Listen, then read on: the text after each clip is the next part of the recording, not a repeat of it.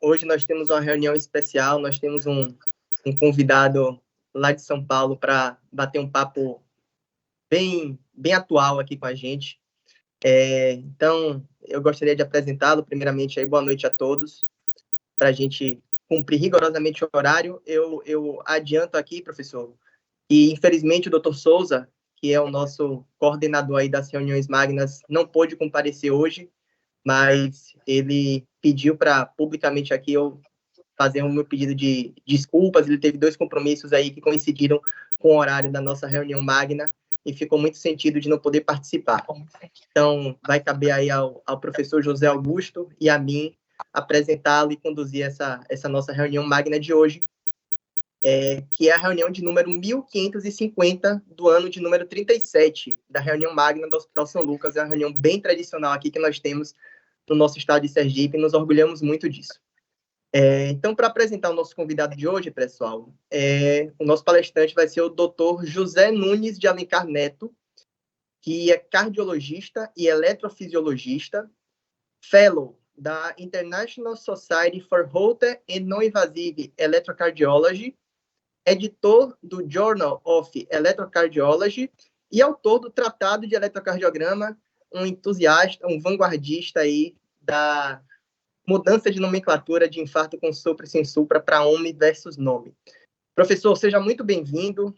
De antemão, eu queria lhe agradecer aí por ter aceitado prontamente o convite quando eu lhe convidei, conversei com o professor Roberto Sintra. Ele também, já de primeira, topou, achou uma ótima ideia. E para nós é motivo de muita alegria tê-lo conosco na nossa reunião magna de hoje. E eu gostaria de mencionar aqui que eu também tenho muito orgulho de ter sido seu aluno lá no Instituto Dante Pazanese. Sinta-se à vontade aí, seja bem-vindo mais uma vez. Luiz, obrigado pelas palavras, viu? É uma honra estar aqui. Eu não sabia de tamanha tradição, então estou mais honrado ainda agora em participar. Obrigado pelo convite. E eu vou falar de oclusão coronária aguda, então. Eu vou tentar ser bem estrito no tempo, né? Como o Luiz já me avisou, que são 40 minutos de apresentação e depois vamos para os debates.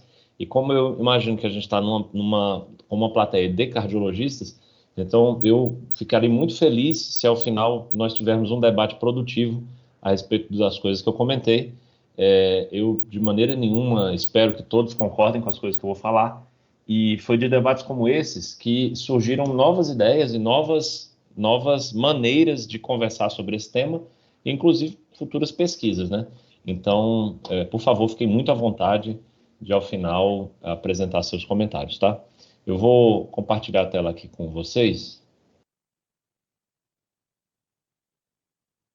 Acho que tá ok. Eu não sou muito de Microsoft Teams, se vocês puderem só confirmar. Tá bom. Tá ótimo. Tudo certo. Tá bem, obrigado, gente. Então, pronto, eu vou falar disso, né? Um novo nome para uma doença conhecida, né? Chamar isso de oclusão coronária aguda, tá? Bom, qual é a nossa proposta? Eu já deixo aqui a nossa proposta que está muito bem delimitada nesse artigo que saiu na semana passada, na JACC Advances. Está aqui o QR Code para quem quiser acessar. Ele está gratuito e é um artigo em que a gente conseguiu fazer mesmo uma revisão do tipo estado da arte, quer dizer, uma revisão basicamente sobre tudo que a gente tem sobre esse assunto. E com certeza, ao final dessa aula aqui, quem quiser ter dúvida, quem ainda tiver alguma dúvida, vai ter lá nesse artigo sua resposta, tá? Bom, esse artigo e minhas aulas a respeito disso, eles sempre começam falando sobre as mudanças paradigmáticas em ciência. Esse foi um tema que o Thomas Kuhn, um epistemologista do século passado, estudou com bastante afinco por muitos anos. E ele falava que uma ciência, ela nunca muda para um novo paradigma, assim de uma hora para outra. Não é assim que acontece. O próprio ser humano e o comportamento humano não deixa que aconteça isso, né? E que bom que não é assim. Então, o que acontece sempre são ciclos reconhecíveis de acúmulo de anomalias. Primeiro, essa é a primeira coisa que acontece. Anomalias são problemas insolucionáveis pelo paradigma vigente. Quando essas anomalias elas se acumulam, isso passa, portanto, a um momento de crise. Crise é um momento que existe uma insegurança com essas anomalias e com o paradigma vigente. No momento de crise começam a surgir novas teorias e novos paradigmas também, mas ainda há recusa de alguns. ainda a recusa da maioria, aliás, né, sobre esse novo paradigma, tá? Quando a maioria dos cientistas ou praticantes são aqui na ciência médica, médicos, né, aderem ao novo paradigma, aí é o momento que existe a revolução de Thomas Kuhn, e neste momento esse novo paradigma toma o lugar de ciência normal para passar pelo novo ciclo, tudo de novo, novamente, né? Bom, em que momento nós estamos nisso aqui? Eu vou já falar para vocês, mas eu vou começar pela era pré-paradigmática. Antes disso aqui ser uma ciência. Quando tudo isso daqui era mato. Como é que acontecia, então, com o infarto? Em 1920, foi a primeira publicação de um supra por Harold Pardee, paciente que tinha, inclusive, FA. Era uma época que só existia D1, D2 e D3, é o que vocês estão vendo aqui no slide. O slide está atualizado aí para vocês? Tem um eletro aparecendo? É só que tem uma tela está aparecendo. Desculpa, Luiz. Tá ok. Ah, tá bom, obrigado. Aqui tem uma tela aqui que está aparecendo e outra que não. Então, pronto. Foi a primeira descrição lá em 1920 de um sinal que não pegou, viu? Não ficou famoso na literatura esse sinal. Por muitas décadas não foi.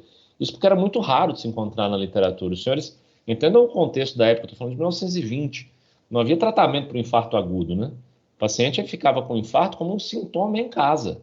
Então era muito difícil chegar com isso daqui no hospital, né? As coisas começam a mudar mesmo. O primeiro paradigma do diagnóstico de infarto foi dividir, os senhores vão de lembrar, já devem ter lido sobre isso também, se não tem idade suficiente para isso, que foi dividido em infarto Q e infarto não Q. O infarto agudo do miocárdio foi dividido em Q e não Q, tá? A gente sabe muito bem, a onda Q ela é um sinal, um preditor de uma fase mais crônica da doença. E como era, então? Como é que é infarto agudo e com Q? Bom, é que, de novo, não havia tratamento para a fase aguda, agudíssima da doença, né? Então, o paciente já chegava no hospital pelas consequências do infarto, e aí o Dr. Luiz, ele olhava para esse paciente e falava, olha, você teve um infarto agudo ontem, foi um infarto agudo, e olha, eu não tenho boas notícias para você, não. Você tem o de pior prognóstico, você tem onda Q agora no eletro. Esse é o paradigma que durou muito tempo no diagnóstico de infarto, mas começou a ruir, começou a mudar, quando do lançamento do estudo mais importante da história da cardiologia, que é o ISIS-2, esse estudo que veio para mudar tudo na medicina, né? De novo, entendam o contexto, ele é da Grã-Bretanha, e do outro lado do oceano, no Canadá, 2 médicos falavam sobre um novo paradigma para entender medicina, que eram 2 médicos falavam no Canadá da medicina baseada em evidências. Aí vem o ISIS-2, na mesma época, e mostra, olha, usamos essa tal da medicina baseada em evidências, usamos os teus preceitos e comprovamos agora um tratamento. Claro, isso não começou do nada, né? Já havia um background, né, a respeito disso. Comprovamos que tem um tratamento agora para a fase agudíssima da doença, que pode salvar vidas. Finalmente, podia salvar vidas no infarto agudo do miocárdio. Foi o ISIS-2, o estudo, talvez, se não é o estudo, é um dos 2 estudos mais importantes da história da medicina. Na análise de subgrupos, o ISIS-2 tem uma piadinha, não sei se vocês já viram isso, provavelmente sim. Eles fizeram subanálise por signos. Uma piada, isso aqui é um claro olá que eles estavam dando lá para o pessoal do Canadá, do outro lado do Atlântico. Mas é engraçado que na mesma página que tem essa piada, tem uma outra análise de subgrupos, que tem o poder, portanto, de análise de subgrupos, que é um poder de gerar hipóteses, nunca de confirmar hipóteses, que ficou muito famosa na cardiologia, que é a análise de subgrupos pelo supra, ou pela ausência do supra. E lá se viu que o supra de ST era o sinal que, quando presente, o benefício do tratamento aí sim era estatisticamente significativo nesse grupo. O supra de ST, então, vinha como um possível substituto a um infarto Q, infarto não Q. A ciência não muda de um dia para o outro, ela demora para mudar. Então, 12 anos depois do lançamento do ISIS-2, né, foi isso que demorou até o paradigma Q e não Q ruir, 12 anos. 12 anos depois, o paradigma mais importante da história da medicina nascia. A doença infarto com supra completa esse ano 24 anos de idade. Nasceu no ano 2000. Ela é muito interessante pensar o quão jovem esta doença é, dada a importância que ela tem. É a doença mais importante de todas da medicina, não é? É a faceta mais grave da doença que mais mata no mundo. E ela só tem 24 anos de idade. Ela nasceu no ano 2000, no primeiro consenso universal de infarto. Hoje nós estamos no quarto, que é esse que os senhores conhecem muito bem, né? De modo que a gente vê um eletro hoje com um supra de ST, eu diria que um aluno do primeiro ano, talvez do segundo ano de medicina, já é capaz de dar esse diagnóstico. Tão enraizado esse paradigma está nas nossas mentes, né? Um paciente como esse com dor torácica. A conduta atual, os senhores vão de concordar comigo, é que um paciente com dor torácica fará um eletrocardiograma. E se tiver supra de ST no eletro, então ele irá para um cateterismo urgente dentro do tempo porta-balão, que é até 90 minutos, ou para trombólise em até 30 minutos dentro do tempo porta-agulhas, né?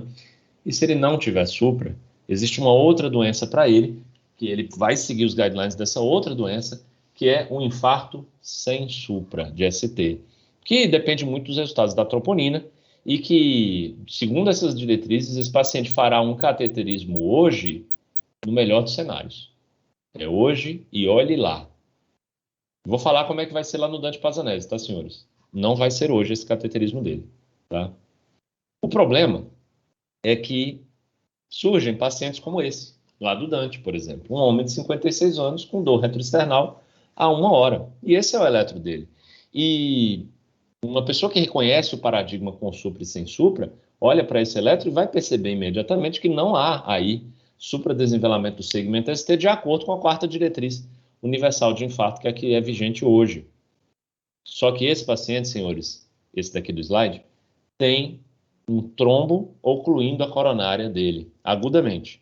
E como ele tem esse trombo que oclui agudamente a coronária dele, ele se beneficiaria bastante, fisiopatologicamente e farmacologicamente, de uma terapia que ou esprema esse trombo na sua artéria coronária, ou que lise este trombo de dentro da sua artéria coronária, para restaurar o fluxo sanguíneo ali. O problema, senhores, é que como ele não tem supra de ST, é possível que ele caia naquele outro caminho que vai levar com que ele faça um cateterismo hoje e olhe lá. E hoje e olhe lá é muito diferente de em até 90 minutos, ou se for trombólise em até 30 minutos. E, portanto, ele é um azarado que não vai receber o tratamento dos sortudos. Ele tem a mesma doença dos sortudos, mas ele infelizmente não apresenta o sinal que dá o nome à doença. Eu não sei os senhores, mas esse homem aí de 56 anos e o filho dele e eu concordamos que não dá para conviver com isso. Portanto, já estamos em um momento de crise do ciclo paradigmático de Thomas Kuhn. Já estamos vivendo uma crise. Não dá para conviver com esta anomalia, que é deixar uma pessoa sem tratamento apenas por ele ser azarado. É claro que eu vou explicar muito melhor este paradigma para vocês. Agora sim, cientificamente, qual é a anomalia que eu descrevi agora? A anomalia 1, eu vou citar 3, são muitas, citarei só 3. A anomalia 1 é, senhores, o supra é e sempre foi um mal definidor isolado de quem tem infarto. Não se sabe isso de hoje, desde o primeiro consenso já se sabia, porque quando você está lendo aquele consenso, que você vê a referência do que é o supra daquele consenso, você chega no artigo do Menon. Quando você vai ler o artigo do Menon, você encontra um 56% de sensibilidade e um 94% de especificidade. Senhores, 56% de sensibilidade significa que de cada 100 pessoas que têm a doença, e que doença é essa? Qual é a doença que se beneficia do novo paradigma de tratamento proposto? Que é o paradigma que espreme um trombo ou que lisa um trombo, né? É a presença de um trombo para que ele seja espremido ou lisado, né? Esta é a doença, tá? Apenas 56% dos pacientes que possuem essa doença têm o supra. E ainda assim, isso passou no consenso. Olha, se eu tivesse lá, se eu não tivesse assistindo Ben 10 no ano 2000, eu iria levantar a mão nesse dia e ia falar assim, pessoal, peraí, só um pouco, calma. Não, né? Vocês não vão... É sério? Vocês vão fazer isso? Vocês vão dar o nome da doença, um sinal que vai errar em quase metade dos pacientes. Assim, vocês não vão dizer que o sinal é bom, não. Vocês vão dar logo o nome da doença, é isso? O sinal nem é bom. Vocês não vão nem dizer que é bom. Vocês vão dar logo o nome. É isso mesmo. Eu acho que ninguém levantou o braço para falar isso naquele dia. virou o nome da doença, meus caros, no ano 2000. E esse, que já é uma tragédia, pensando só por isso, né? Mas quase metade dos pacientes não terão a tal da oclusão coronária aguda, já por si só já é trágico, não é a única tragédia desse slide. Existe aqui nesse slide uma outra tragédia, que é o modo como se definiu o doente na pesquisa do Menon. Senhores, eu já falei, se havia um novo paradigma de tratamento que se baseia em espremer um trombo ou lisar um trombo, a doença é a presença do trombo. E eu acho que vocês vão concordar comigo que para definir como padrão ouro quem é que tem um trombo na artéria coronária, este é o exame, a angiografia. Será que foi isso que Menon definiu como doente? Vamos voltar aqui para a gente ler o estudo original do Menon, tá? Como ele define doente aqui? Ó, ele fala, infarto agudo do miocárdio foi definido pela presença de dor torácica com mais que 20 minutos de duração. Tá bom, eu acho que eu concordo com isso, ok. Elevação da CPK. Mais que 2 vezes, não sei o quê. Elevação da CPK como substituto da presença de um trombo na coronária que se beneficiaria, portanto, da trombólise ou da angioplastia primária. Senhores, CPK elevada significa isso.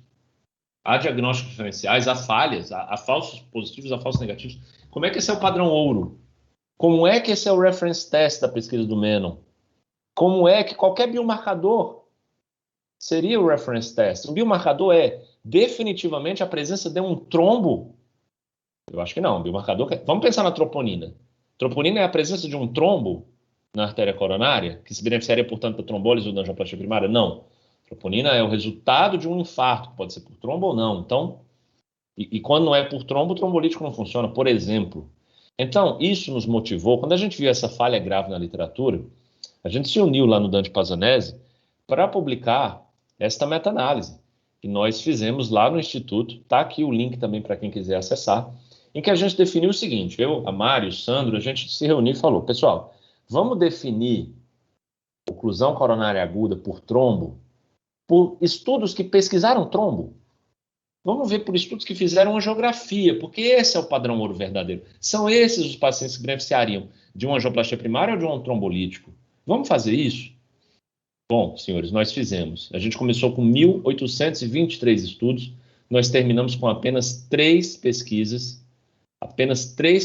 no final, para nós chegarmos, então...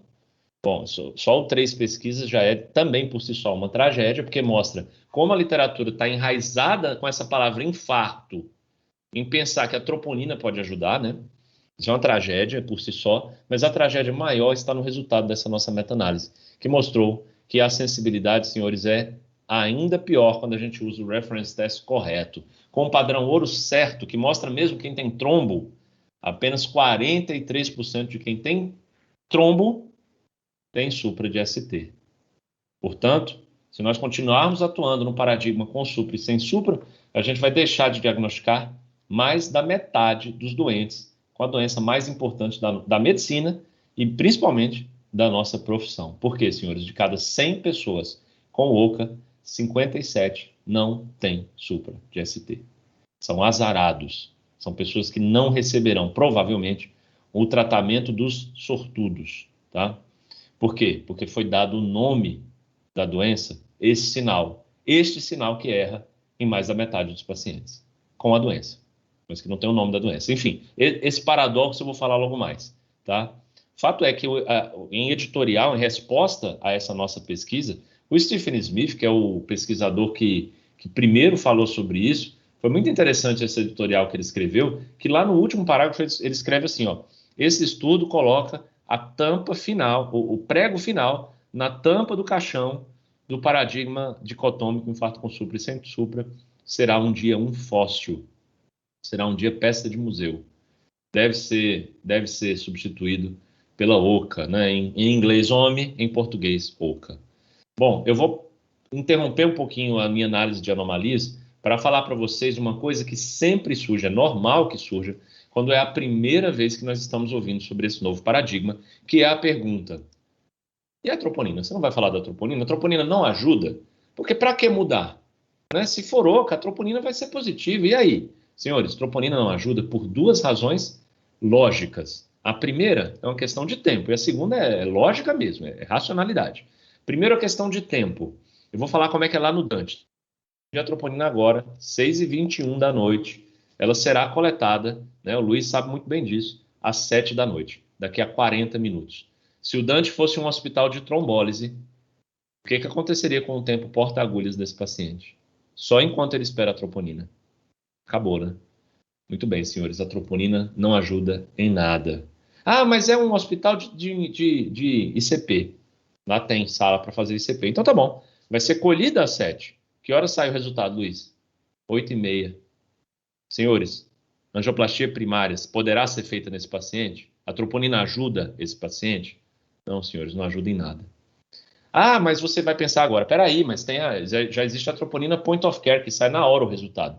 Então tá bom. Vamos para a segunda razão pela qual a troponina não ajuda em nada este azarado. Este azarado, senhores, ele está na sorte e no azar, literalmente, tá? A troponina não ajuda também por uma questão de lógica, porque eu lembro a vocês que mesmo numa troponina point of care, se ela vier positiva, você está autorizado a mentir no prontuário falando que ele tem um supra? Troponina positiva é diagnóstico de infarto com supra, caso ele não tenha supra? Eu acho que não, né? Então, senhores, esqueça a troponina para isso. Esse paciente está à sorte e ao azar. Vamos para a anomalia 2. A anomalia 2 é o paradoxo do falso negativo inexistente, que nós publicamos recentemente também na revista Heart, da British Medical Journal. Uma honra para a gente, um orgulho realmente ter esses 2 artigos publicados, porque a gente está vendo que esse tema está aparecendo cada vez mais em revistas de alto impacto e de responsabilidade, né? Então, o que é esse paradoxo? Para explicá-lo, antes eu vou explicar a gênese dele. A gênese dele é o viés da incorporação, que é um viés de pesquisa que acontece quando você coloca como teste de referência para uma coisa o próprio teste ou partes dele. O próprio teste que você está estudando, entendeu? Será que isso acontece no infarto com supra? Vamos analisar juntos, ó. O que define, por diretriz, uma pessoa que tem infarto com supra? A presença do supra. Muito bem, ok, perfeito. Qual é o teste que você busca para dar o diagnóstico de infarto com supra? O supra, senhores. Então, ele está no teste e ele está na definição. Portanto, como a definição depende do teste, elas caminham juntas. É como se o teste estivesse olhando no espelho. Isso aumenta a sensibilidade e a especificidade percebidas quase a 100%. Quase a 100%. Só não é 100% com o falso positivo, que está lá, tá óbvio. Você faz o cateterismo e não tem nada. Mas com falso negativo ele não aparece, porque o falso negativo ele nem entrou na busca diagnóstica. Quer ver como? Vamos ver então, passo a passo, desse paradoxo falso negativo inexistente, com uma pequena história. A história do Dr. José Alencar, que está de plantão lá no PS do Dante. Bom, eu atendi um paciente lá com oclusão coronária aguda. Eu não sabia naquele dia, tá? Mas ele estava com a coronária agudamente ocluída por um trombo, portanto se beneficiaria de uma terapia que espremesse o trombo dele na artéria coronária. Muito bem, mas eu não sabia disso. Quando eu fiz o eletro, ele não tinha supra de ST. E como ele não tinha supra de ST, eu quero que todos vocês se perguntem agora se vocês poderiam escrever algo diferente no prontuário dele que não seja infarto sem supra. Se ele não tem supra, Francisco José, Guilherme Andrade e Ana Carine, eu poderia escrever no prontuário que ele tem supra? Se ele não tem? Ele não tem. Eu não escrevi, eu escrevi infarto sem supra. E ele foi para o caminho dos infartos sem supras, que é fazer um cateterismo em até 72 horas. Então, sabe muito bem disso. E ele fez o cateterismo em menos que 72 horas. 60 e poucas horas ele estava lá fazendo cateterismo. Lá se viu que tinha uma artéria coronária ocluída, trataram, beleza, ele voltou para a unidade coronária. Eu acho que até o Luiz trabalhou lá um tempo, né? Chegando lá na unidade coronária, Luiz, na hora da chegada dele, ele chocou. Chocou assim, grave, chocou forte. Fizemos um POCUS nele, POCUS, tchau, adeus, válvula mitral. Foi lá o pessoal da cirurgia, inoperável, pusemos um balão intraórtico nele, assim como medida salvadora.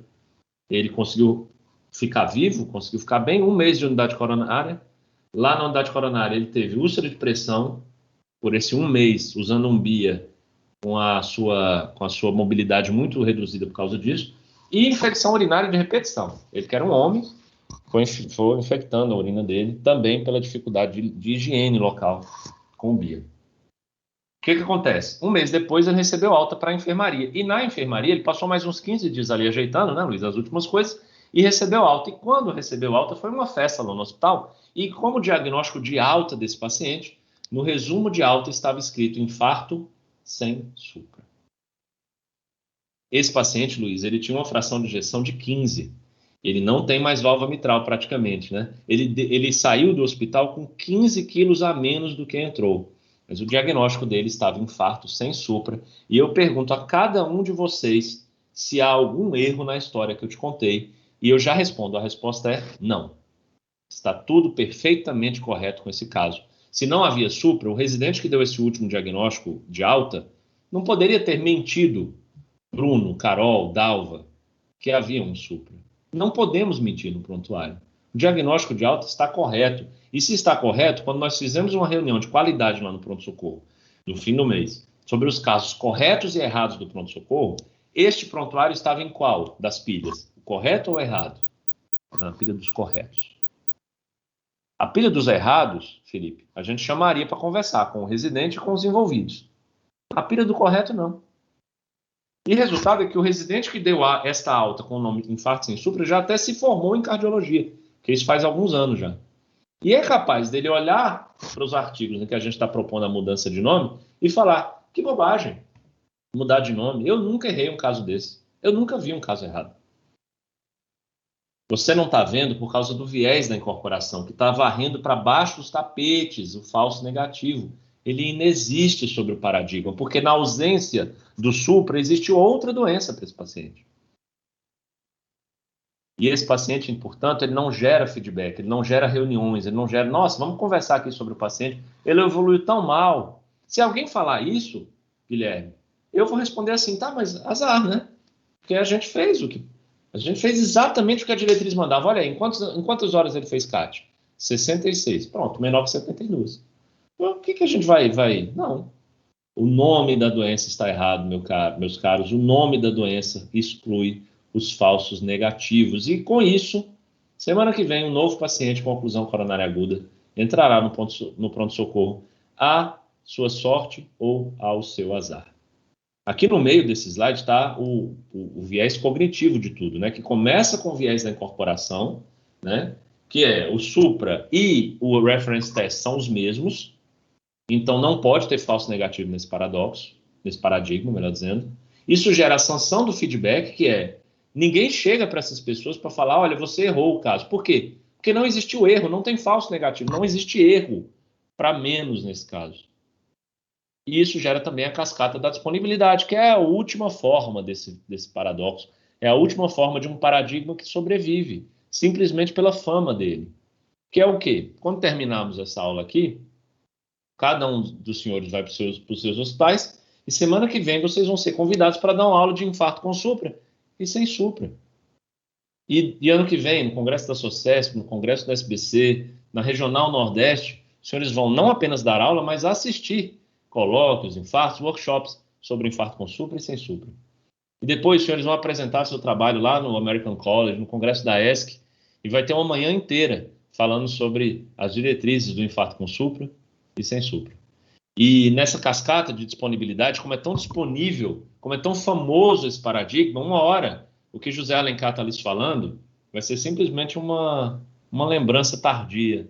O que era mesmo aquela bobagem que ele falou? Nossa, no dia fazia muito sentido, mas eu acho que...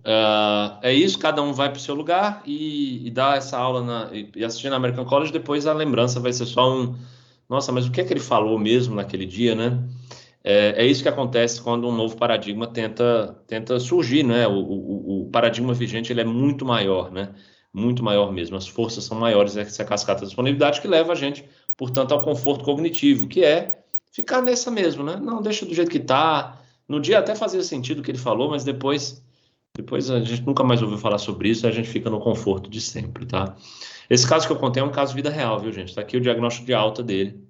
Eu adjudiquei o diagnóstico dele, era mesmo OCA, mas está lá, infarto sem supra, como diagnóstico final desse paciente, né? Bom, e a anomalia 3, eu vou falar para vocês que a gente fez esse estudo recente, nem publicamos ainda, em que a gente procurou os estudos com trombólise, aqueles mais, sabe, os primeiros. Se os senhores verem aí o ano das pesquisas, vocês vão ver que é década de 70, 80, um pouquinho década de 90.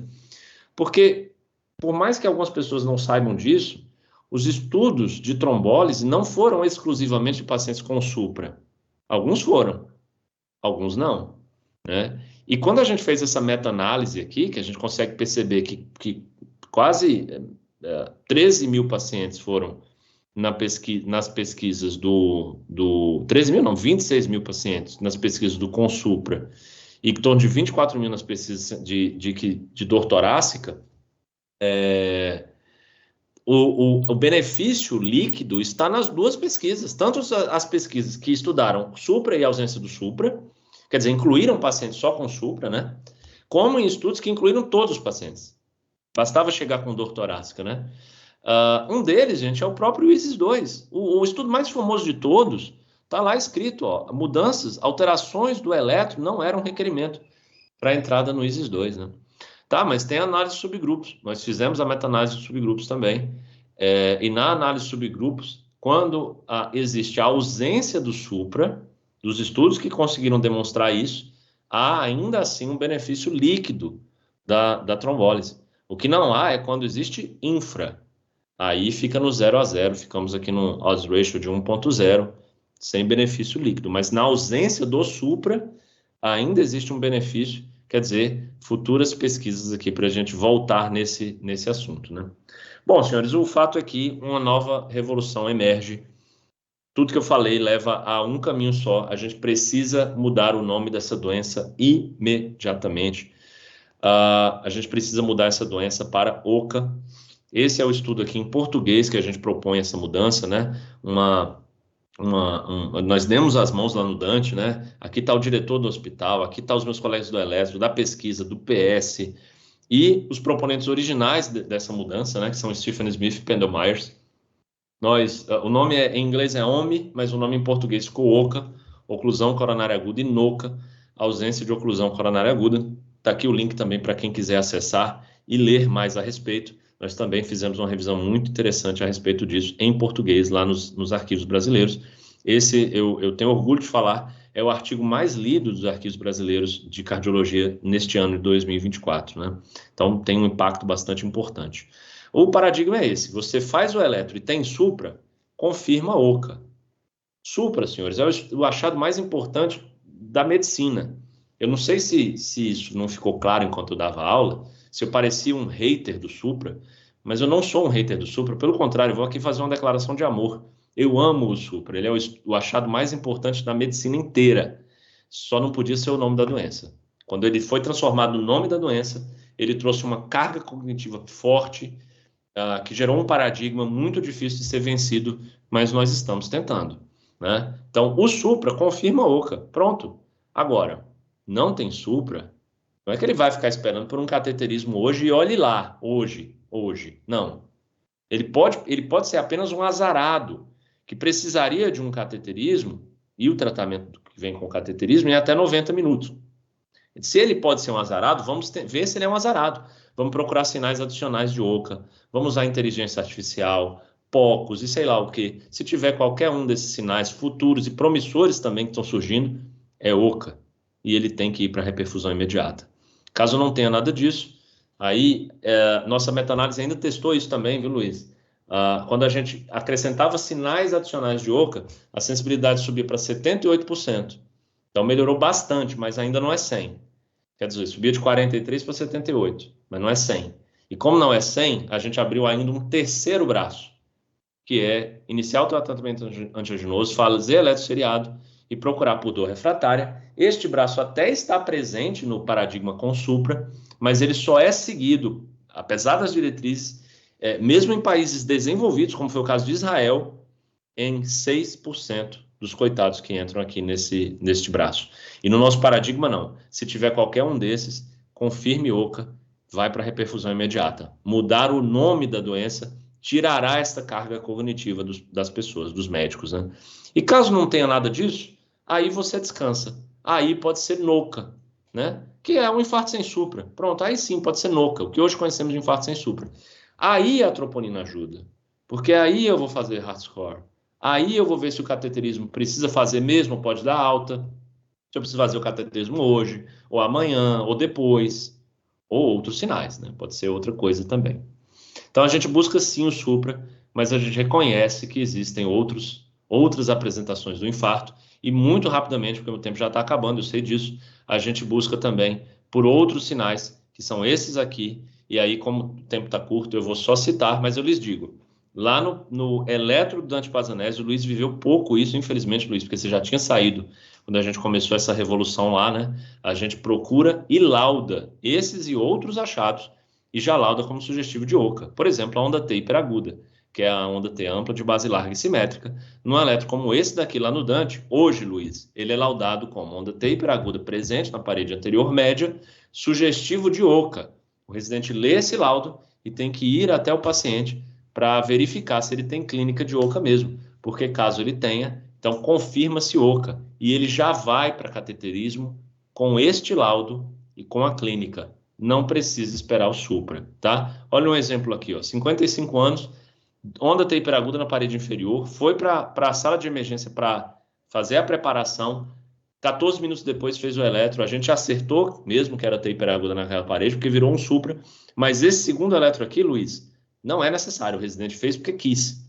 O paciente já iria para cateterismo com o primeiro eletro, porque a clínica era compatível e ela tinha sinais de Oca. É essa a revolução que a gente tem feito lá no Instituto. Então, infarto de parede lateral, né? Chamada aí na era dos australopithecus parede posterior, distorção terminal do QRS. Como eu disse, não dá tempo falar sobre tudo, apenas citar. Os senhores podem ler sobre isso nos 2 artigos que eu já citei, as revisões Estado da Arte e a revisão nos arquivos. 4 variáveis de Smith, para fazer em paciente que tem aquele suprafisiológico em V2 e V3, tá? O que mais? O padrão de De Winter, o padrão de Aslanger também, a gente procura aí, lauda lá, ó, tem Aslanger nosso lá no Instituto, já laudado. Oclusão do primeiro ramo da diagonal, que é o sinal da bandeira da África do Sul, que corresponde ao sinal, ao supradesenvelamento de ST da parede anterior média, né? E o supra sutil, né? Esses são aí os sinais de oclusão suprassutil, é aquele supra que não atinge 1 milímetro. Esses são os sinais, portanto, de oclusão coronária aguda. E eu termino mostrando de volta aqui esse slide, que é o nosso paradigma OCA-NOCA, tá? E mostrando mais uma vez esse último slide, que é uma revolução emerge. Eu não sei se fui capaz, nesses 40 minutos, de convencer disso, que a gente precisa mudar o nome dessa doença, mas se você ficou convencido pelas minhas explicações, então eu tenho um convite a te fazer. Participe dessa revolução, porque só quando a maioria dos médicos e cientistas aderirem a ela é que ela vai acontecer. E para participar dela só tem um jeito, é a gente não cair na cascata da disponibilidade. Portanto, nunca mais deixe a palavra infarto com supra e sem supra sozinha. Sempre acrescente. OCA. Sabe, Luiz? Está andando no hospital.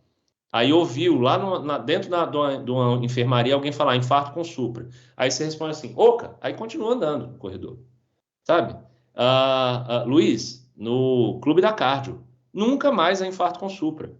É OCA e NOCA, tá? Aí nas enfermarias, nas aulas que vocês vão dar, só dessa maneira. Claro, se vocês foram convencidos pelas coisas que eu falei, só dessa maneira a gente vai mudar essa realidade, tá bom? E caso não foram convencidos, será um prazer debater com distintos colegas agora, tá? Encerro aqui, obrigado, desculpa por ter passado o tempo e deixo para o aberto o debate. Eu vou tirar a tela.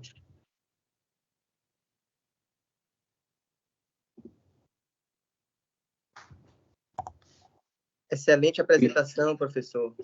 Parabéns aí. Eu acredito realmente que a gente está vendo uma transformação diante de nossos olhos. Espero que em um futuro breve a gente olhe para trás e fale, poxa, lembra lá que o professor José de Alencar explicou para a gente sobre esse tema e hoje é uma realidade.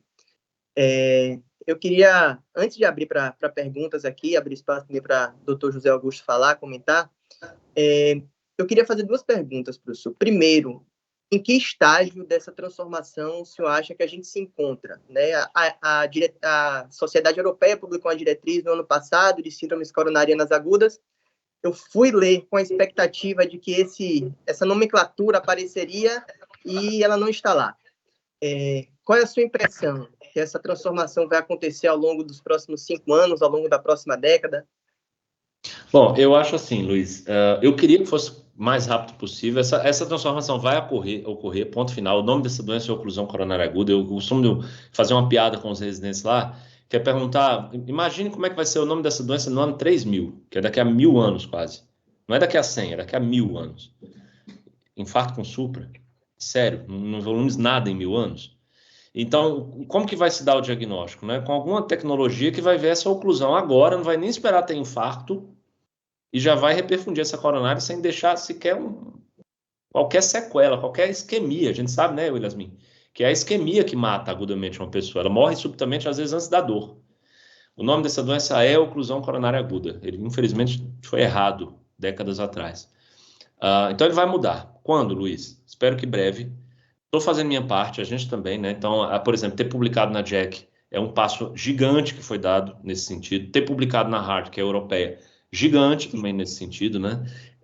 E eu espero, não sei se tem alguém da Sociedade Brasileira de Cardiologia aqui, mas eu sempre falo, estou à disposição, estou sempre conversando com esse pessoal aí, mas a gente sabe como às vezes é difícil, né? Entrar nos grupos, né? De escrita de diretriz. A Sociedade Brasileira tem uma grande oportunidade, já que ela é a sociedade que está aí para escrever uma diretriz disso, de quem sabe ser a vanguardista nisso, a primeira que muda nesse sentido mesmo, né? De trazer pelo menos uma ponderação a respeito, né? Coisa como você disse, a diretriz europeia até traz uma ponderação, mas não trouxe essas palavras, né? E a americana, por enquanto, nem atualizada foi.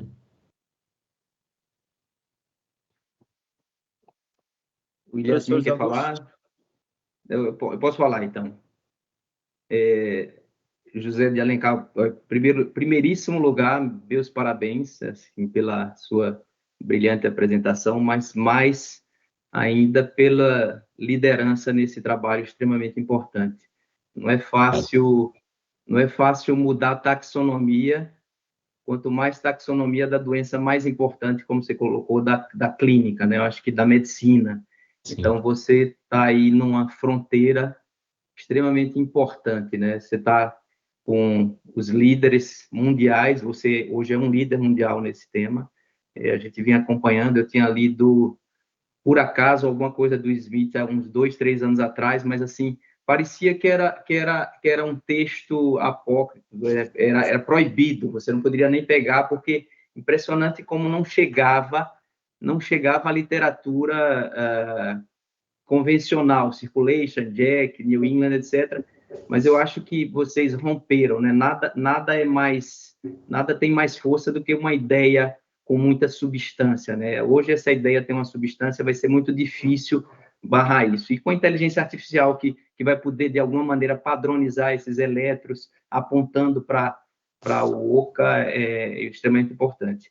Eu queria destacar 2 pontos. O primeiro é assim, o uso correto da palavra paradigma, né?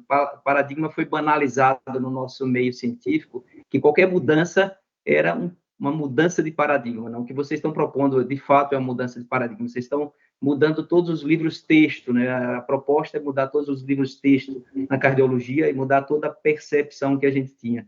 E estava todo mundo meio cego e vocês aí colocaram uma lupa em cima de um problema que é passar batido 50% dos pacientes com oclusão coronariana. Quando você fala oclusão coronariana oca, está subentendido que sempre é 100%, né? Eu entendo, né?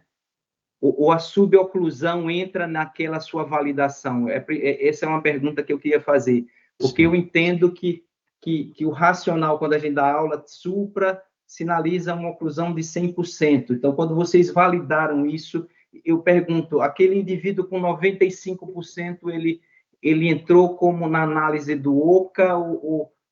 Porque eu fiquei um pouco em dúvida da semântica oclusão, é 100% ou não? Então, essa era uma primeira pergunta que eu queria colocar para você.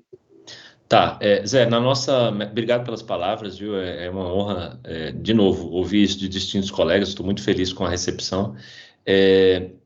Para responder a tua pergunta, lá na nossa meta-análise, começando por lá, né, a gente considerou OCA de 2 maneiras, né? Ou diagnóstico angiográfico puro, mas como o diagnóstico angiográfico puro sofre do paradoxo do falso negativo inexistente, que é, muitos nem chegaram a fazer CAT, portanto são falsos negativos barridos para debaixo do tapete, a gente também acrescentou uma segunda metodologia na meta-análise, que era um diagnóstico estimado de OCA, que é aquela pessoa que teve uma clínica muito importante, depois adjudicada, lida por cardiologistas, né?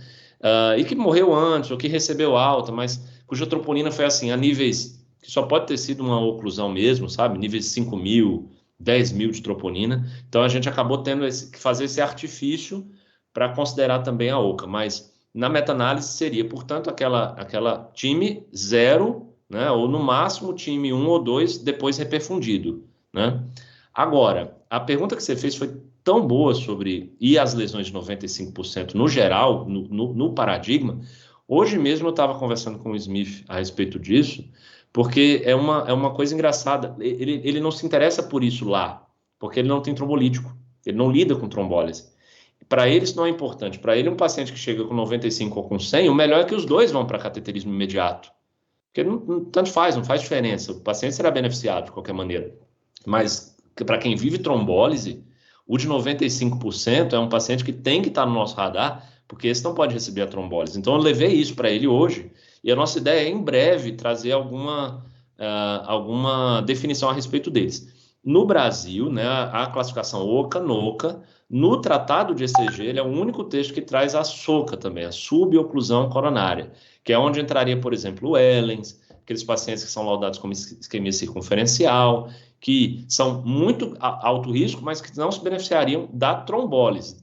Do cateterismo, nada mal, que bom que foi. Mas da trombólise, ele tem que passar longe, né? Então, em português tem, tá faltando em inglês, eu acho que a gente em breve vai trazer alguma coisa a respeito disso. Você acha que em 5 anos, aí é um bet, você acha que em 5 anos a gente já vai ter, ou menos, isso em diretriz ou caminhando para mudança prática? Eu acho que o mundo está tão veloz que eu acho que a ideia está tão consistente, não tem como eu acho que está tão bem sedimentada e consolidada que é lógico que vai ter os reacionários de sempre, mas eu acho que em 5 anos a gente já deve ter, de alguma maneira, consolidado essa revolução. Eu acho que as grandes sociedades já devem ter aceitado. Não sei, o que é que você acha? Como é que você está vendo agora? Parece que o caminho agora se abriu mais fácil, né? Depois de tanta luta, né? Eu torço que sim, foi o que eu falei. Ter publicado na Jack, ter publicado na Heart foram realmente coisas de 2 semanas atrás para cá, né? Mudaram o patamar disso. Não sei se vocês viram o Mandrola no último This Week in Cardiology, que é o podcast dele, falou sobre o nosso estudo, né? Então isso dá a ele uma repercussão mundial, né? Vamos torcer que sim, pelo bem do paciente, né? Esse é o intuito máximo aí disso, é claro. E em breve um pulsinho de elétron nesse aspecto vocês estão pensando ou não? Para discussão de elétrons com OCA ou vocês pensam nisso? Nossos materiais já são assim, porque eu já falo tem de tudo, OCA, né? a coisa de 3, 4 anos, quando eu lancei o tratado de ECG, entendeu? Só depois é que eu fiz a parceria com o Smith, né, para falar internacionalmente, mas aqui no Brasil isso já acontecia. Claro, aí é aquele público mais estrito, né, quem me conhece, quem tinha o tratado de ECG, mas a coisa foi, ainda bem, né, ganhando mais repercussão. Beleza, parabéns aí, meu cara. Obrigado, Zé. Zé Augusto. Fala, Luiz. Eu acho que eu levantei a mão, você não viu aí. Veja, não, tá aqui. Ótimo. Zé, parabéns pela aula, realmente é uma aula excelente. Veja, eu não sei como é que está seu tempo, mas assim, eu fiquei triste porque você encurtou no final, porque por mim era uma aula que a gente podia assistir por 2 horas, de tão boa e tão didática que estava. Realmente eu aguentaria mais 1 hora de aula aí. Muito, muito boa, excelente. E veja, eu tenho alguns questionamentos. Eu acho que assim, a hipervalorização do Supra, que houve até hoje, que você citou muito bem, eu acho que assim, ela teve um motivo. Você ter um infarto com Supra envolve uma cascata de cuidados que realmente ela tem que ser bem ponderada, né? Não é, você tira o hemodinamicista de casa 3 horas da manhã, né, com sono para fazer um cato de urgência, você paralisa uma unidade de urgência no SAMU, de urgência, assim, que poderia estar atendendo um acidente, para levar o paciente correndo para fazer um CAT, entendeu? Então, A questão do supra é que o valor preditivo, você falou que não é tão bom, 50%, em torno de 50%, mas o valor preditivo positivo dela é tão bom a ponto de, até mesmo um quadro atípico, uma dor atípica, um quadro inespecífico, quando você vê aquele supra, você se convence de tal forma que não tem discussão. Você pede o CAT e o hemodinamicista, onde ele tiver, ele vem fazer. Então, assim, o supra, na verdade, esse peso que tem o supra é uma coisa, assim, que chama muita atenção da gente, cardiologista. E aí você citou os outros sinais, que eu até vou ler o artigo, que eu já tinha ouvido falar, mas eu queria até ouvir você falar, mas realmente você ficou preocupado com o tempo. Mas eu vou ler seus artigos todos depois, que eu fiquei realmente agora curioso no assunto.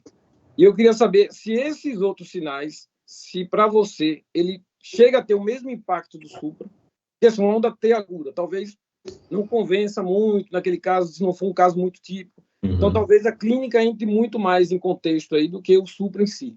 Então, eu queria saber assim, se nas suas meta-análises você chegou a testar, ou se tem testado, o impacto desses outros sinais. Se a gente pode tomar como um sinal fidedigno e um sinal tão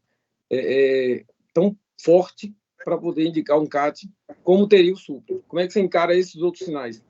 Ou trombólise, né, Luiz? Ou trombólise. Sim, trombólise também. Perfeito. Eu vou responder, Luiz, obrigado pela pergunta. Eu vou responder em duas partes, então, a trombólise, uma segunda parte depois. Antes, sobre os sinais. Na nossa meta-análise, a gente testou também quando procurava sinal de OCA, especificamente, não apenas o supra, era supra com os outros sinais. E aí aumentou a sensibilidade para 78%, mas você me perguntou sobre a especificidade. E ela caiu de 96,5%, se eu não me engano, aqui, se não me falha a memória, para 94,3%. Então, uma queda insignificante. Com relação a valor preditivo, a razão de verossimilhança positiva, melhor dizendo, que você citou, ela, mesmo com essa queda da especificidade, o incremento da sensibilidade foi tão grande que a razão de verossimilhança acabou ainda maior depois da alteração. Foi para 13 ponto alguma coisa, era 12 ponto alguma coisa, não sei os números decorados agora, mas estão todos lá na meta-análise. Se vocês quiserem, eu posso passar depois para o Luiz, porque o artigo está fechado, esse da meta-análise, né? Mas aí eu passo para todo mundo, quem quiser acessar. Então, mas aí tem um viés nisso, viu, Luiz? Que você tem muita razão de estar preocupado. Esses estudos, eles classificaram de maneira binária. Tem algum sinal de OCA ou não? Eles não foram testando, sinal por sinal. Eles não testaram a AT hiperaguda para saber a sensibilidade e a especificidade da AT hiperaguda. Aliás, essa é uma falha da nossa literatura. Na literatura médica inteira, não se encontra uma definição precisa e coerente de onda T hiperaguda. Por incrível que pareça, não está definido na literatura. Então, é muito difícil você daí fazer um estudo de sensibilidade e especificidade. Então, o que os artigos que eu pus na meta-análise fizeram? Eles colocaram, assim, experts, então Luiz, Williasmin, Zé Augusto, para ver esses elétrons. E eles marcavam sim ou não, era oco ou não era. E aí, o que a Williasmin viu no eletro? Ela viu um De Winter, então marcou sim. Luiz Carvalho já viu uma distorção terminal do QRS, marcou sim. E aí, no final, foi sim ou não para isso, e gerou esta especificidade, como eu falei, que foi muito semelhante à outra de 94,6. Só que como foram experts estudando também, há outro viés que eu não sei, sinceramente, Luiz, qual seria a especificidade assim, em mundo real, entendeu? Era um estudo muito bem controlado aquele, era com experts mesmo, pessoas que estudavam, que falavam, que escreviam já há muitos anos sobre esses sinais. Então, eu reconheço que isso é uma coisa que, até em termos de custo-efetividade de SUS, falando aqui de Brasil, precisará de estudos mais direcionados, até mesmo para a gente colocar isso na mesa, para ver se esse pode mesmo ser o paradigma vigente nesse país, não tenha dúvidas. Eu acho que tem que ser aos pouquinhos, com responsabilidade, para que esse paradigma fique mesmo duradouro, né? Se ele entrar, entre para ser duradouro, né? E agora com relação, não sei se respondi, depois você me fala, e agora com relação à trombólise, então. Apesar de eu ser, talvez, o proponente máximo disso aqui no Brasil, eu também sou o proponente que fala, não trombolize os pacientes com sinal de OCA, tá? Infelizmente, é um balde de água fria, eu sei, mas trombólise não, porque é classe 3 de indicação na literatura, é contraindicado pela diretriz, né? É justo que seja contraindicado? É injusto, A diretriz comprou uma análise de subgrupos do ISIS-2. Todas as diretrizes fizeram isso lá de 1988 para cá. Como eu mostrei na nossa meta-análise, é injusto, não era para ter sido assim. A ausência do supra ainda assim apresenta benefício. Mesmo os estudos que foram com dor torácica tinham benefício no final, pela trombólise, né? Mas enfim, é classe 3 e aí ninguém vai nos defender, entendeu? Ninguém vai nos defender sendo classe 3. Então, o que eu acho é que a gente precisa, se tiver alguém aqui da SBC, o que a gente precisa é sentar e repensar a próxima diretriz. Se não vale a pena colocar pelo menos um classe 2B. Virando classe 2B, aí eu já mudo completamente minha opinião. Aí, sim, eu acho que a trombólise seria benéfica. E só acho, porque ainda falta também, de novo, para ser muito responsável a respeito disso, ainda faltaria um estudo para trombólise, um trial, que dificilmente sairá, porque quem que vai pagar por isso, né? Mas, enfim, se um dia sair um trial para trombolítico, ainda seria de muito bom tom, porque o ônus da prova está conosco, né? Talvez para se trombolizar, talvez uma subcategoria, né? Uma OCA com supra, talvez, não sei. O Yasmin também levantou a mão aqui, né? Oi, professor. Estão me ouvindo? Estou com o fone aqui. Primeiro, parabenizar pela excelente aula, corroborando com o Luiz Flávio. Foi sensacional, a gente ficaria aqui mais tempo escutando. Eu só queria comentar que eu adorei quando o senhor citou o suprassutil. Muitas vezes causa dúvida na prática. A gente recebe muito lá no Clube da Cardio, né, dúvida daquele eletro que é aquele suprinha, mas que a gente sabe que muito provavelmente é uma OCA, mas por não fechar critério de tamanho, seguindo a definição universal do infarto, as pessoas ficam com medo, né, de indicar um cateterismo, às vezes hemodinamicista também, mas que indica realmente. Então, ter essa informação na sua aula, porque também essa informação não está nos livros, né? A gente aprende muito na prática. Achei bem legal, sensacional a aula, parabéns. Obrigado. Yasmin, aquilo do suprassutil vem de um estudo de um pesquisador espanhol chamado Martí, que mostrou que 18% das OCAs do registro dele tinham supras entre 0,1 e 0,9 milímetros. Eram OCAs, que só iam até 0,9. Ora, se o supra não precisa nem estar presente, que dirá ele estar presente e passar de 1, entendeu? Então a gente quebra a lógica lá no setor, né? É um setor que está muito vibrante nesse sentido, porque a gente procura mais por morfologia, né? Pela presença da T hiperaguda, pelo formato como ela é, pela clínica, pelo QT se está prolongado, se não está, as 4 variáveis. Então é uma coisa muito mais vibrante do que só, assim, ver um 0,9 e laudar negativo porque não chegou em 1, entendeu? Imagem espelho também, né? Desculpa? Imagem espelho também, né? Espelho, perfeito. Sim. Alencar, eu só queria sinalizar aqui, a gente tem na plateia o Dr. Gildo Guimarães, que até nos deu uma bela aula também há um tempo sobre esse tema, usando seu material, tem sido um militante, um divulgador, ele trabalha na telemedicina, no SAMU, ele faz um pouco dessa organização, ele está tentando trazer essa ideia, né, de olhar com mais detalhe o eletro para fazer a regulação dos pacientes do SUS. Então, o indivíduo que está aqui também, se ele quiser se pronunciar. E eu queria saber de você se a gente já tem algum programa sendo desenvolvido ou já desenvolvido de inteligência artificial, e se você antevê uma luta aí como Kasparov contra o computador, entre os experts que veem OCA e a inteligência artificial, como é que você vê esse futuro aí para a gente? Porque se o programa fosse tão bom quanto o olho dos experts, a gente resolveria isso facilmente, né? Como é que você enxerga isso? Zé, já existe, inclusive fica a dica para o Geudo. Geudo, obrigado por estar aí, a gente conversa bastante também no WhatsApp. Já existe, vocês podem baixar hoje, se quiserem, no seu celular pessoal ou até mesmo para instituições, também tem planos, chama Queen of Hearts. É um aplicativo que eu acho que na loja de aplicativo, eu digo eu acho porque no Dante é a nível institucional que a gente tem usado e não pessoal. Portanto, eu acho que ele se chama PM Cardio na loja de aplicativos. Aí você entra depois no Queen of Hearts. Mas um nome ou outro você vai encontrar.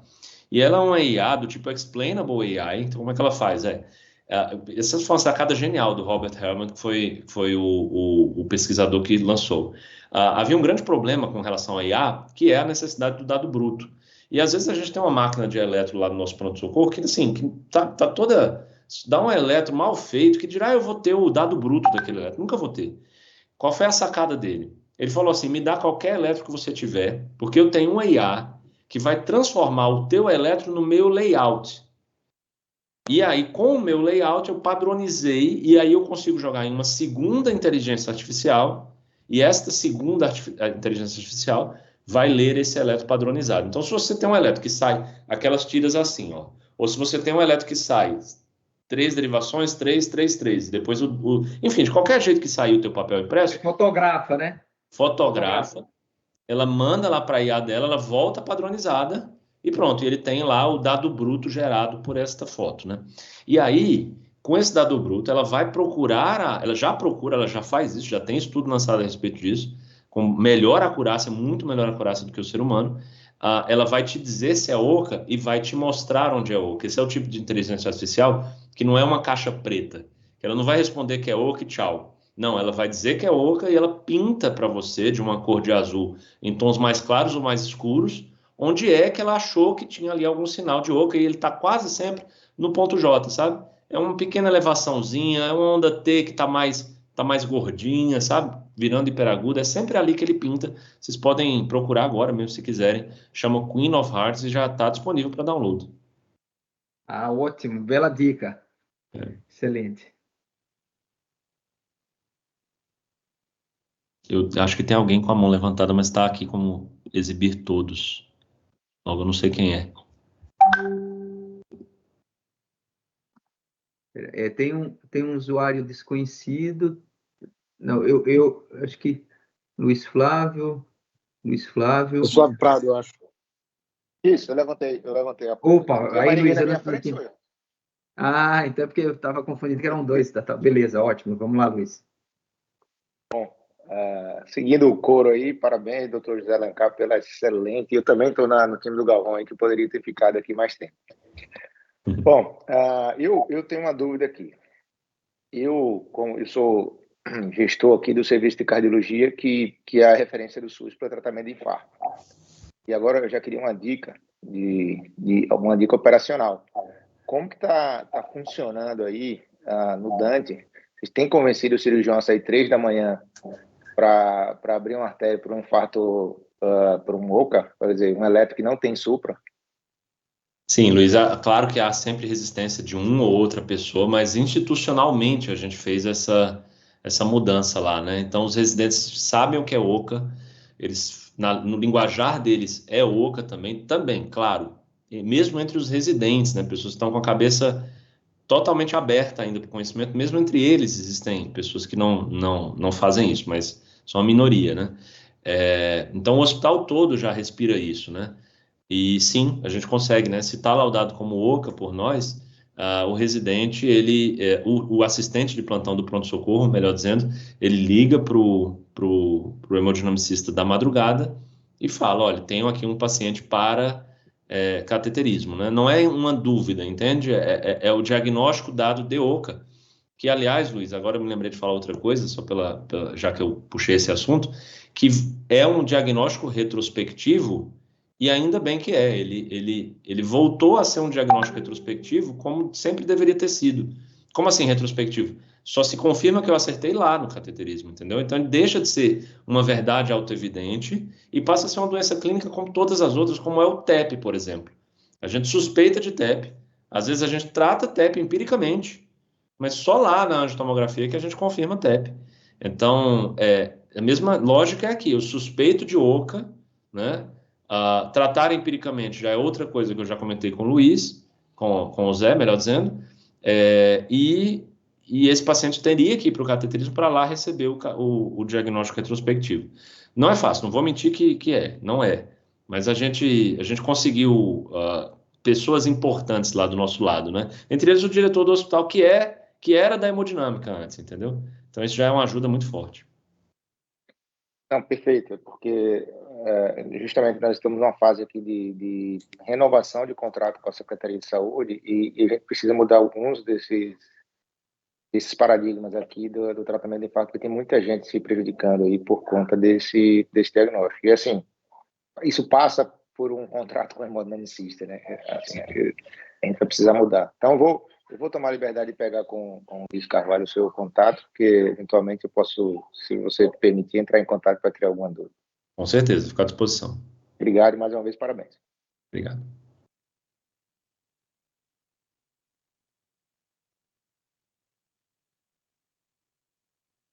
Aí, alguém mais? Mais alguma dúvida, pessoal? O Alencar, veja, eu acho que a gente viu um pouco isso na Covid, né?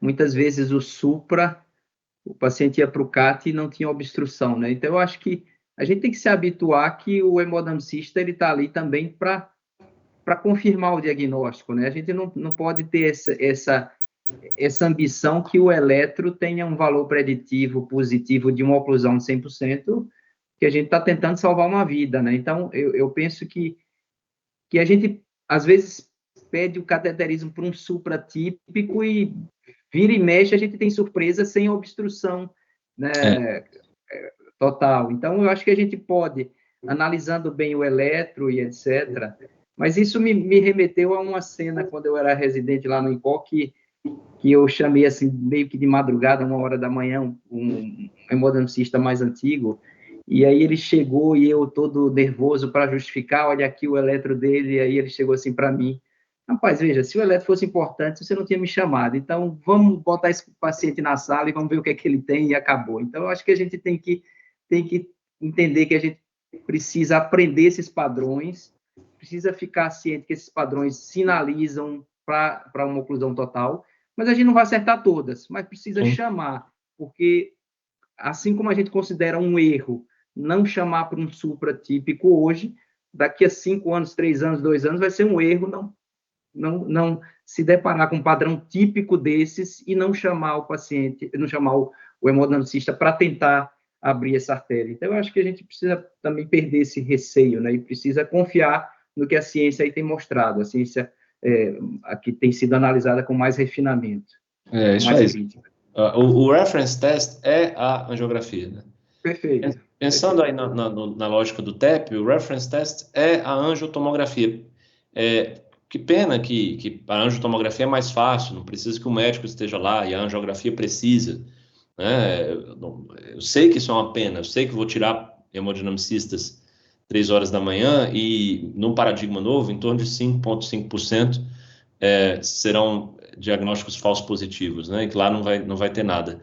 Mas o diagnóstico é dado por ele, né? Então, a gente mudando o nome, muda a lógica, né? Então, quando o teu chefe falou isso naquela época ele já tinha essa percepção, que não é o supra quem dá o diagnóstico da doença, né? Que é o que a gente está falando agora. Então, desde aquela época, ele percebeu...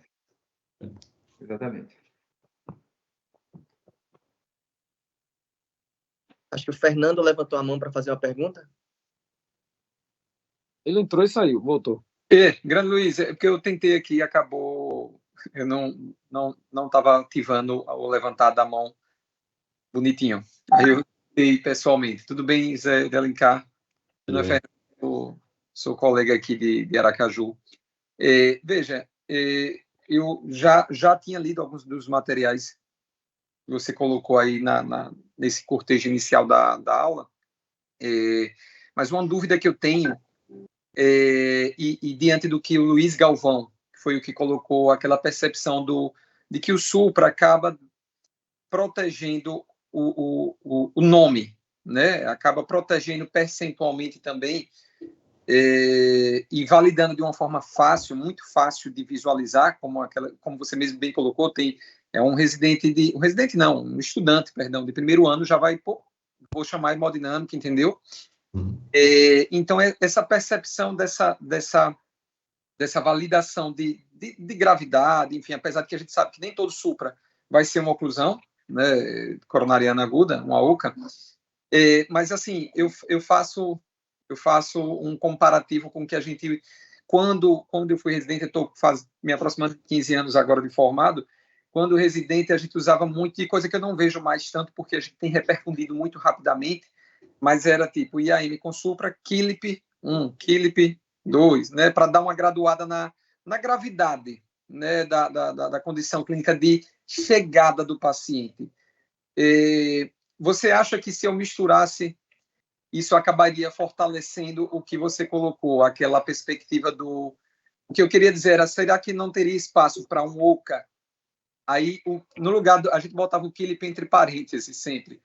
Era sempre IAM com Supra, entre parênteses, KILIP 1, KILIP 2. Não seria um OCA, entre parênteses, com Supra, OCA, entre parênteses, com sinais de alerta, com ECG, com alterações de OCA, tá? Se não caberia espaço ainda para a nomenclatura fazer como uma subdivisão da própria OCA. Acho que sim, Fernando. Inclusive, em alguns textos, não meus, mas do próprio Pendel Myers, na verdade, não do Smith, mas do residente dele, que depois virou, enfim, parceiro, né, nessas publicações, ele faz essa divisão, né?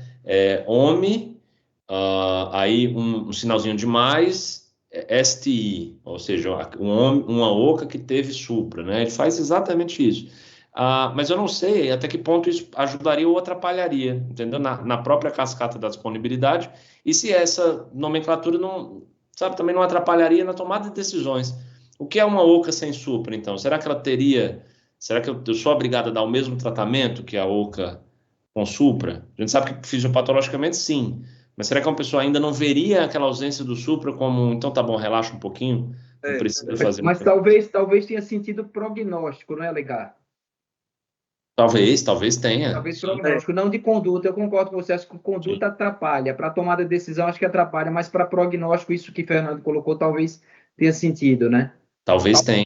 Não tenha um dado para isso, né? Para bater martelo que tenha sentido prognóstico, mas quem sabe não apareça. Até investigação. Ainda não é um dado só, não foi um estudo para isso, no desfecho primário do Difficult, que é um estudo do Aslanger, né, que é um dos autores desse estado da arte. O estudo dele, ele viu a mortalidade dos pacientes com OCA que foram falsos negativos, né? E a mortalidade era semelhante aos pacientes com OCA que tinham mesmo o Supra. Era pior até, porque os com Supra receberam tratamento e esses outros não receberam. Sim. Mas não era o desfecho primário ainda. Eu concordo com você, que precisa mesmo ter um estudo direcionado para isso, né? O difícil, por que eu não faço hoje no Dante esse estudo? Porque tem um paradoxo do falso negativo inexistente, que essa é a trave para a gente, que essas pessoas, algumas, Fernando, foram para casa.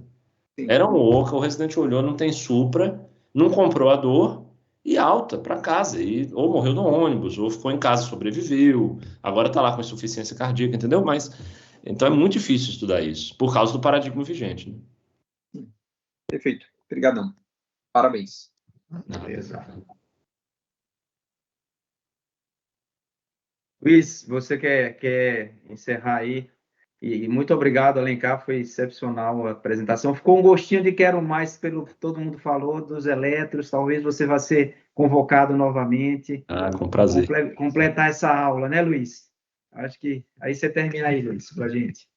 Professor, ficou com gosto de quero mais, mas acho que o debate foi quase o mesmo tempo da aula, então mostra aí o quanto nós gostamos da apresentação, professor. Parabéns mais uma vez aí. As portas estão abertas. Eu acho que o canal só foi aberto nessa primeira oportunidade que o senhor teve aqui para conversar com a gente, mas que venham outras oportunidades e que da próxima vez a gente já progrida aí respondendo algumas das dúvidas que nós levantamos aqui hoje, né? E que, pelo menos, esse conceito já esteja mais consolidado. Eu, particularmente, tenho trabalhado no SUS e tenho visto muitos casos de oclusão coronariana aguda que passam despercebidos por não terem supra de ST. E eu acho que é exatamente como o senhor comentou. É um trabalho diário de formiguinha, a gente conversando com os nossos colegas, né, que trabalham nesses setores, para aos poucos nós irmos mudando aí esse paradigma. Mas Gostaria de agradecê-lo aqui mais uma vez. Se não tiver mais nenhuma pergunta, acho que a gente pode encerrar a reunião. Com certeza. Obrigado, viu, Alencar? Muito Boa obrigado noite a mesmo todos. Obrigado, professor. Obrigado, Até a gente, próxima. pelo convite. Tchau, tchau. Tchau.